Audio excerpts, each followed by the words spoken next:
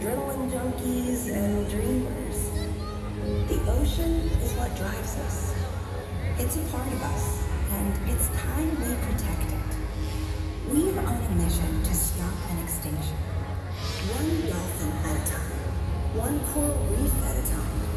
We do it because we act and inspire others to act. And we have a whole lot of fun doing it. Here. Save it there.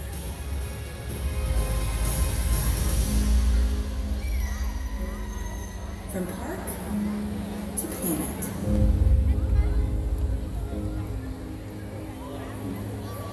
So, now is the time to move higher if you want to stay dry.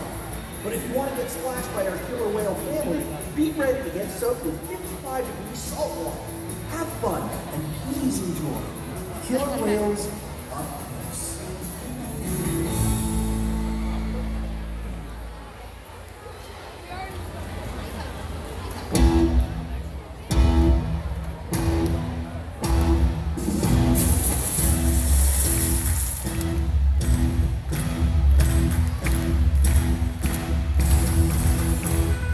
How's everyone doing today? Awesome! Your curiosity is wonderful. Well, my name's Joseph, and welcome to Orca Stadium. You know, just like you, it was my own curiosity about nature that led me to working right here at SeaWorld. Now, we receive so many questions every day about killer whales, from kids and grown-ups of all ages. Here are my killer whales up close, so we can share with you today. Now, if you're ready to get started, it's my privilege to introduce to you one of our amazing animal trainers. All the way on the other side of the pool is my good friend, Abby! Hey Joseph, so good to see you. And so good. Are you guys ready to meet our family of whales? That's what I like to hear. Well, I'm so excited to be able to introduce to you our 3 female killer whales to you guys first. We're going to meet our youngest of our female killer whales. At 5 years old and 2,300 pounds, she's got a whole lot of personality. Everyone say hi to Kamea. Years old and 3,300 pounds. Right in the center of the pool, let's say hi to Sakari.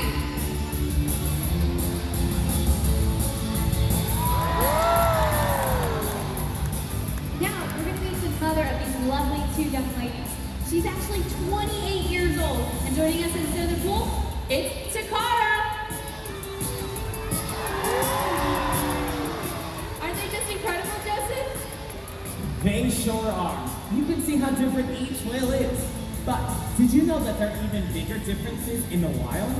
Would you be surprised if I told you that there are actually different kinds of killer whales? Scientists refer to them as ecotypes. They live in different habitats, they have different body types, and they even pursue different kinds of food. Now, even though these killer whale ecotypes are completely different, they're also considered members of the same species, or Sinus orca. Now, you may be wondering, how big does a killer whale grow? Killer whales, no matter which type, is that they are found throughout our global ocean, from the Arctic to the Antarctic, and literally everywhere in between.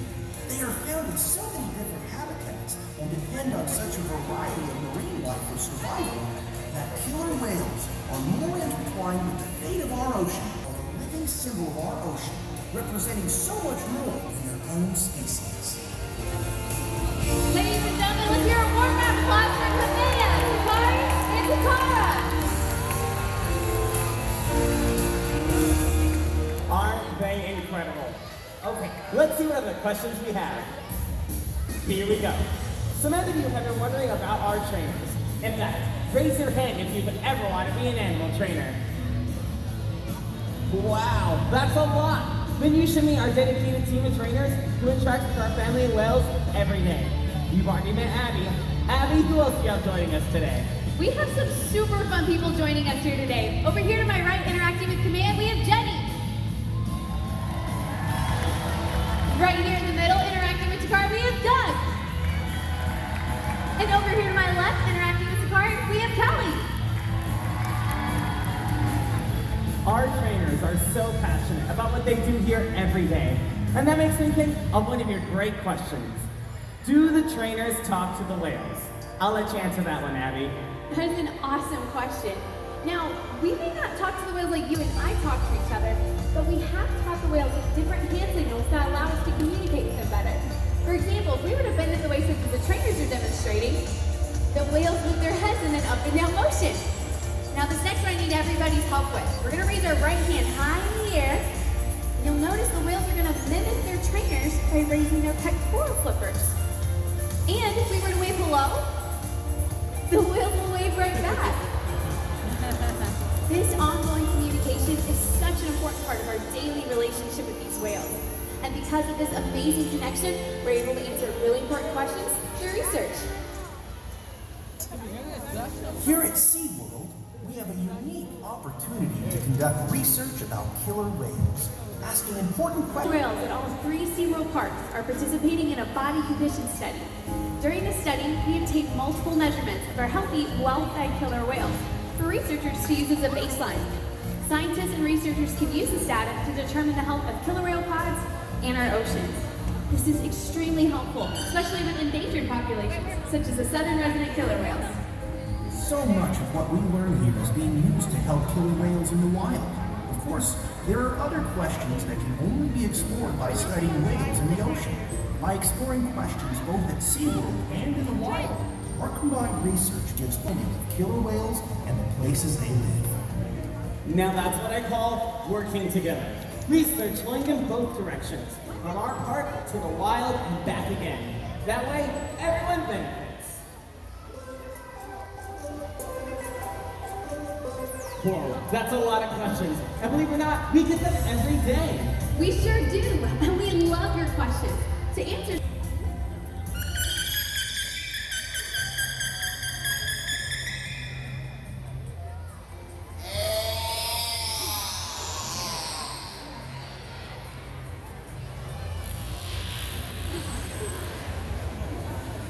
Each orca, each pod, has their own dialect and unique set of calls.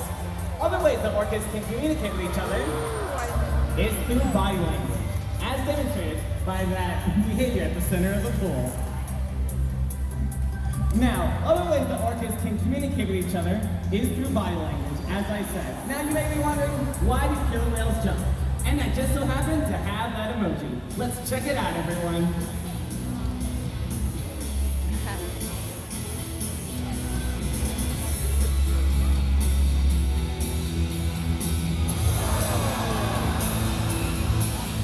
A jump like that is called a breach. It creates a sound atop the water. Now this can be used to show their excitement, display a little bit of power, or get the attention of other whales.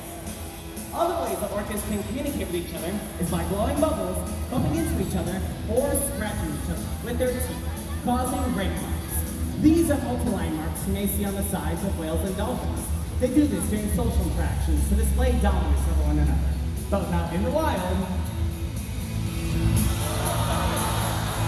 and we may occasionally see this at SeaWorld.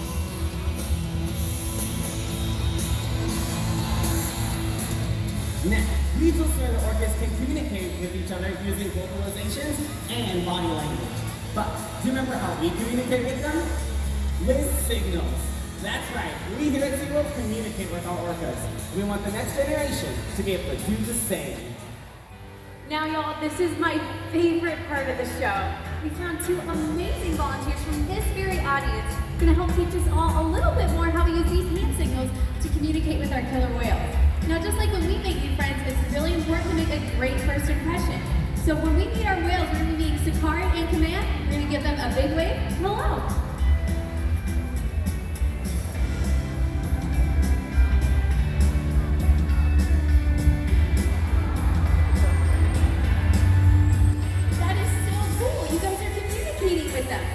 Now, earlier we talked about mimicry behaviors, where we do one thing and the whales copy us in their own special way. So we're going to spin in a circle and let's see what the whales do next.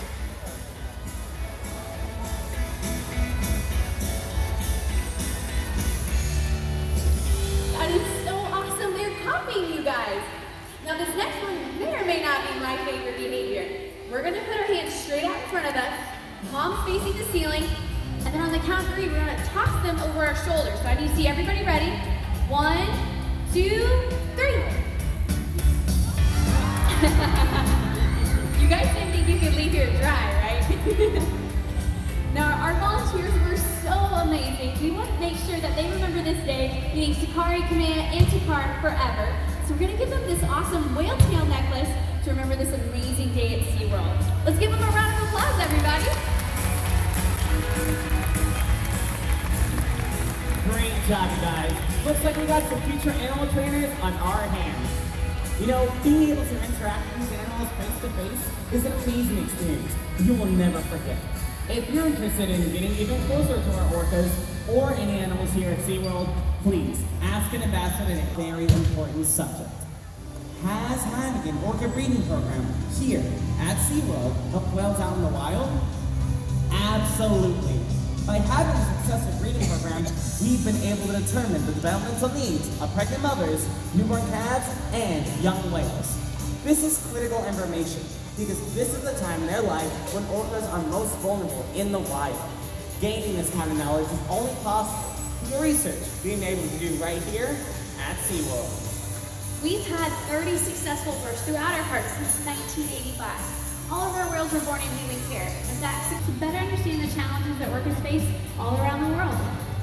Recently, SeaWorld worked with researchers from the National Oceanic and Atmospheric Administration, or NOAA, to help them develop a model for identifying when a killer whale is pregnant by looking who's carrying a calf. That makes me think of one of my favorite questions. Who takes care of our whales? I love this question because it lets us give you a peek at how much we care for these extraordinary animals. Hey Abby, are the trainers ready? We sure are, and I'm so excited to share this with you guys. This is all about husbandry training. And husbandry training are behaviors that we do every single day to make sure that our whales are healthy, fit, and successful. Let's take a look at the pool and I can tell you what's going on. So we have fluke presents going on right now. Now, it's also called a tail present. And what's really cool about this is the whales give us their tails, and our veterinarians can actually come in and take a blood sample from our whales, much like when you and I go to the doctor to get our blood drawn. What's really cool also about this, not only are we learning about our whales, but we can also help whales out in the wild. Another important part of husbandry training is this slide whales every single week to make sure that they're getting the right nutrition and growing great. Another really important part of husbandry training is exercise behaviors. Exercise behaviors can be a variety of different things. It can be aerials, it can be swimming underwater, it can be swimming super fast. And to give you a little taste of that, Kamea is going to show you her exercise behavior in the center of the pool. Here's Kamea.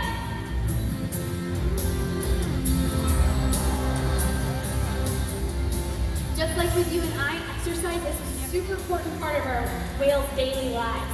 We want to make sure that heart rate gets up and have some fun while doing it. Now, Takara's going to show you her version of her own exercise behavior. She's going to be taking a jump at the back of the pool and then doing something awesome right in the center. Here she is. It's Takara.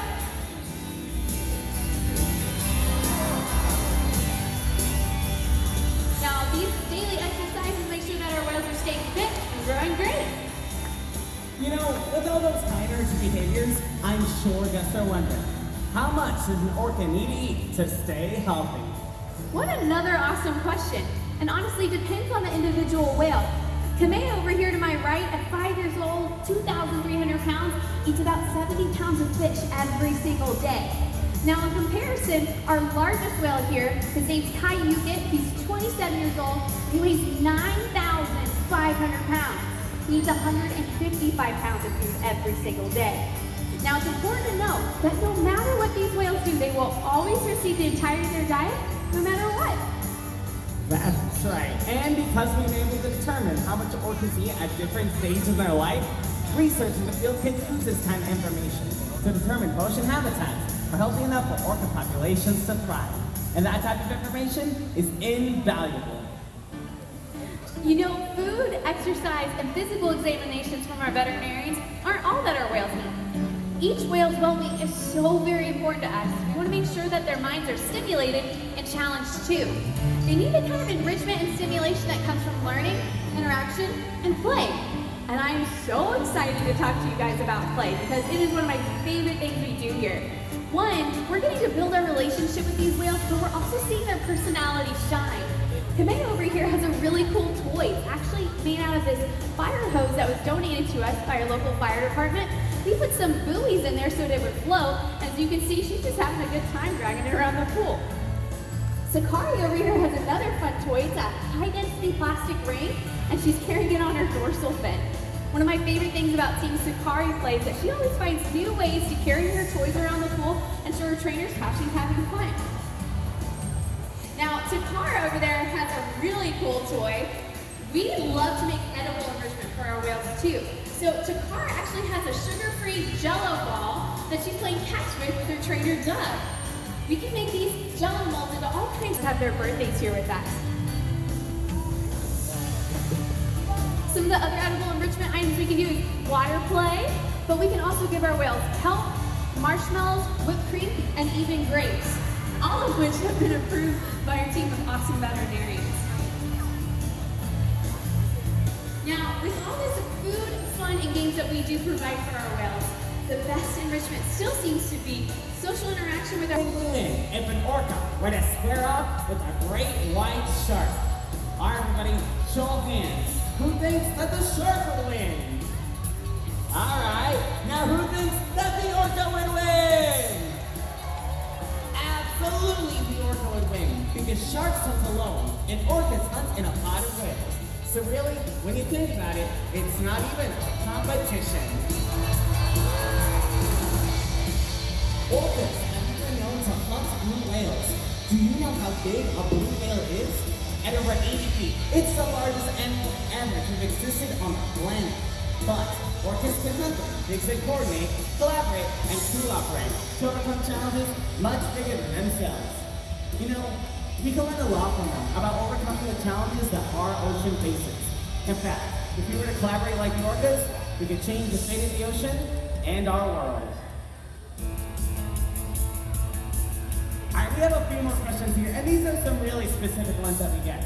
Some of you today have been wondering, why do some of the dorsal fins... There we go. Well, here comes Takara. She's doing her zipper behavior, where she's zipping around the pool using the largest muscle in her body, called the peduncle, to power her tail up and down to speed her through the water. Now she's using her dorsal fin to keep her stable and in a straight line, while her pectoral flippers on the sides of her body are helping her steering and stopping. Wow, seeing their powerful tail fins go makes you start to wonder, how much water can their tails splash? Well, their tails, or flukes as they're called, can fling a whole lot of water about halfway up those stands. Which makes you start to think, if all the whales were to splash all at once, could they get the whole audience wet? Maybe you guys, but I'm out of here. Well, I guess it means more 52-degree salt water for